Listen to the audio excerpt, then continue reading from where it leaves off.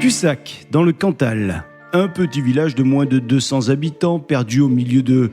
Oh, pas grand-chose, hein. Enfin, on est méchant parce qu'on a regardé sur Internet avec Sébastien Girard et ça a l'air très joli comme coin.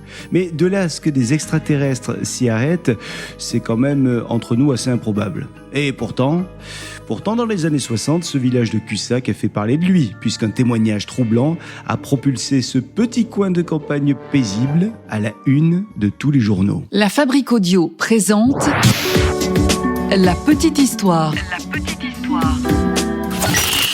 www.lafabriqueaudio.com. Salut tout le monde et bienvenue dans un nouvel épisode de La Petite Histoire du Paranormal. Je suis Florent Mounier et c'est moi qui vais vous narrer cette histoire qui a été écrite et mixée par Sébastien Girard. Avant de commencer, on vous remercie pour tous vos messages et commentaires. On va saluer Alice qui est sur le Patreon de La Petite Histoire. Alice, elle a rejoint la grande famille de La Petite Histoire pour moins de 5 € par mois et elle fait donc partie de celles et ceux qui nous suivent via Patreon et qui nous aident financièrement à réaliser ce podcast que nous faisons gratuitement.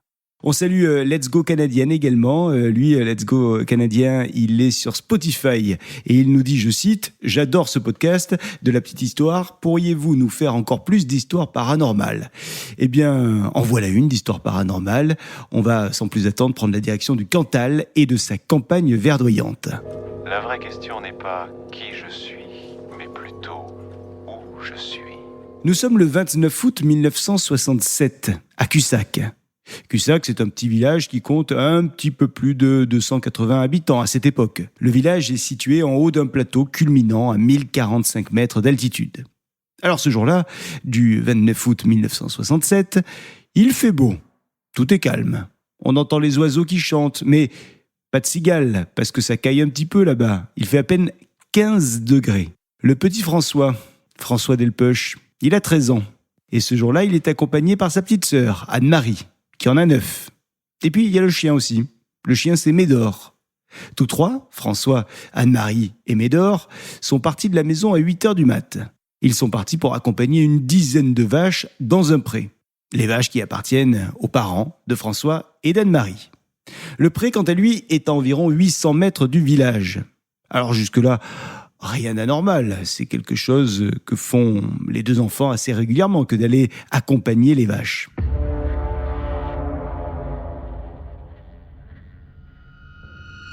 Au milieu de la matinée, vers 10h30, les 10 vaches semblent vouloir traverser la route pour changer de pré. Là aussi, rien d'anormal. Les vaches veulent visiblement rejoindre la trentaine de bêtes qui se trouvent en face. Alors, François se retourne pour appeler son chien et l'envoyer retenir les vaches qui veulent foutre le camp. Et soudain, François aperçoit au loin 4 personnes de petite taille.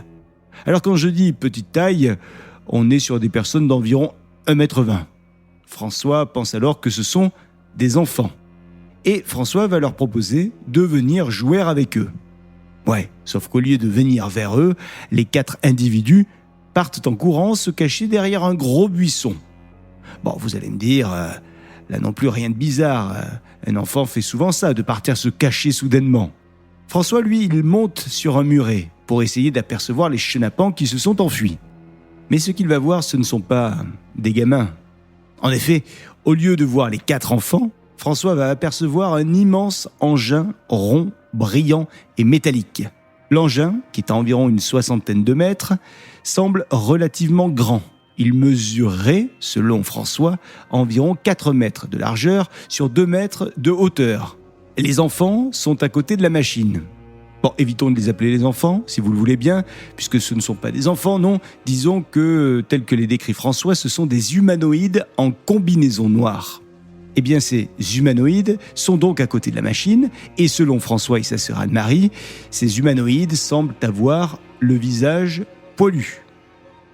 Toujours au nombre de 4, les poilus vont soudain se jeter dans leur engin, tête la première. François affirme voir leurs pieds. Et voici la description qu'il va en faire de ces pieds. Ce sont des pieds palmés, comme des pieds de canard.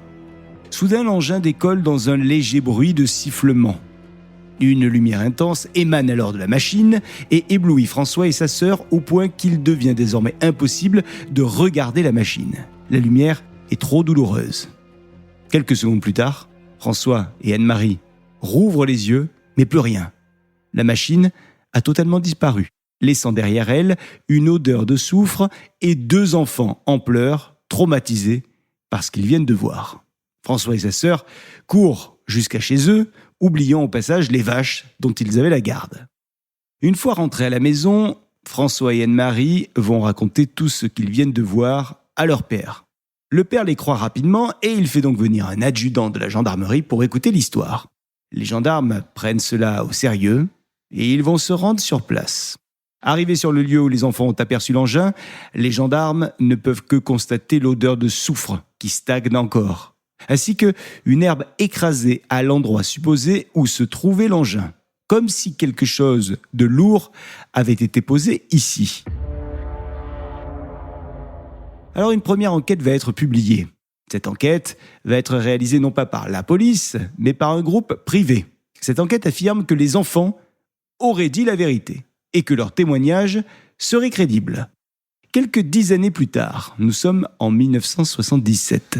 Une association ufologique enquête à son tour. Et même conclusion, cet assaut dit que tout semble vrai.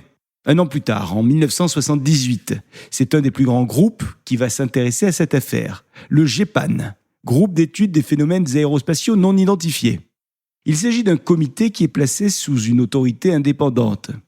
Le GEPAN est constitué de représentants des autorités civiles et militaires et du milieu académique et scientifique. Parmi elles, la gendarmerie, la police armée de l'air et de l'espace, le CNES, le CNRS, Météo France et bien d'autres.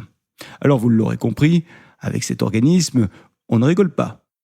Le GEPAN va donc dépêcher 4 enquêteurs sur place. Arrive donc à Cussac un magistrat, un ingénieur du CNES, la documentaliste du GEPAN, et puis Claude Poher. Claude Poher, c'est un enquêteur en charge du dossier. Tous les 4 retournent donc sur les lieux pour tout d'abord interroger le gendarme qui a écouté l'histoire en premier, puis pour écouter la version du père Delpech ainsi que la version des 2 premiers témoins, les enfants, François et Anne-Marie. Alors cela a beau se passer 11 ans plus tard, le témoignage de François, celui d'Anne-Marie, celui du père Delpech ainsi que celui du gendarme, tous ces témoignages n'ont pas bougé. Tous décrivent à nouveau ce qu'ils ont vu et les détails sont les mêmes 11 ans plus tard. Les enquêteurs font alors des mesures sur place. Ils prennent des notes, ils prennent des photos également. Puis ils terminent en publiant un rapport, une conclusion de 30 pages. Dans la conclusion de ce rapport, on peut lire ce qu'en pense le magistrat, qui dit, je cite, « Il n'existe dans ces divers éléments aucune faille, aucune discordance qui permette de douter de la sincérité des témoignages, ni d'envisager raisonnablement une invention, une supercherie ou une hallucination. Dans ces conditions, malgré le jeune âge des témoins principaux et aussi extraordinaires que paraissent être les faits qu'ils ont relatés, je pense qu'ils les ont réellement observés. Nous avons cherché à réduire cette observation à des phénomènes connus. Le seul phénomène qui nous semble convenir pour expliquer tous les aspects, et en particulier les 4 occupants, serait un hélicoptère. Néanmoins, la forme de l'objet, sa couleur, sa brillance, sa trajectoire, le silence au sol, la disparition inexplicable dans le ciel, la vitesse de montée, la vitesse de parcours de la trajectoire hélicoïdale, la taille et l'habillement des occupants, leur fuite, la proximité des arbres de la haie, l'odeur dégagée, tout cela ne permet pas de retenir l'hypothèse de l'hélicoptère. Aucun autre phénomène connu ne nous convient également. Bon, tout ça est assez clair. On va tout de même avoir un élément de réponse quelques années plus tard, à la fin des années 90, puisque le temps a passé et nous sommes désormais avec Éric Maillot. Éric Maillot, il est membre du Cercle Zététique. Le Cercle Zététique, c'est une association qui a pour but de, je cite, « vérifier et comprendre plutôt que de croire ». C'est cet asso qui va rouvrir le dossier du GEPAN. Pour Éric Maillot, pas de doute, les enfants ont bien vu quelque chose. Oui, mais selon lui, ils n'ont pas vu d'extraterrestres. En effet, la zone où se trouvait l'engin était, depuis 3 ans, une zone de manœuvre militaire. Selon lui donc, les jeunes auraient tout simplement vu une manœuvre militaire. Alors, c'était pas un véhicule français, car aucune archive ne montre de déplacement de véhicules français à ce moment-là. Mais il serait selon lui fort probable que cela puisse être un véhicule de l'OTAN. Pour Éric Maillot, le véhicule en question serait potentiellement un hélicoptère qui passait par là et qui se serait posé un court instant. Mais alors, comment expliquer les pieds palmés, ou encore le fait que les individus se soient jetés, peut-être la première, dans leur engin?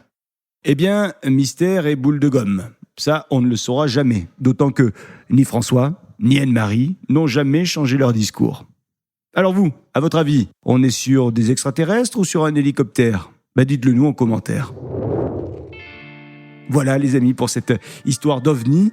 Et vous, est-ce que vous avez déjà vu des choses étranges dans le ciel ? Ça arrive souvent par chez nous, notamment les soirs d'été. On croit voir des lumières se déplacer bizarrement dans le ciel. Et puis au final, c'est la patrouille de France qui s'entraîne. Bon, pas d'aliens, bien souvent, mais des histoires à raconter. Venez nous raconter donc vos histoires, on vous attend sur Spotify et puis sur l'ensemble des réseaux sociaux de La Petite Histoire, Instagram notamment, mais aussi Facebook. Si l'épisode vous a plu, n'hésitez pas à le partager autour de vous.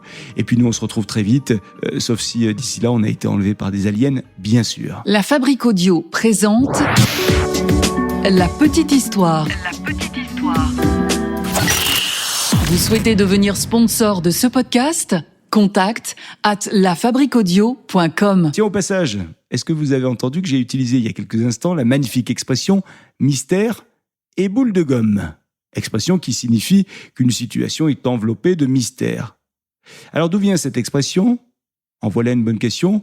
Je vous propose qu'on fasse un épisode de La Petite Histoire des expressions avec cette expression « mystère et boule de gomme » dans les prochaines semaines. Ça vous va ? Allez, à très vite.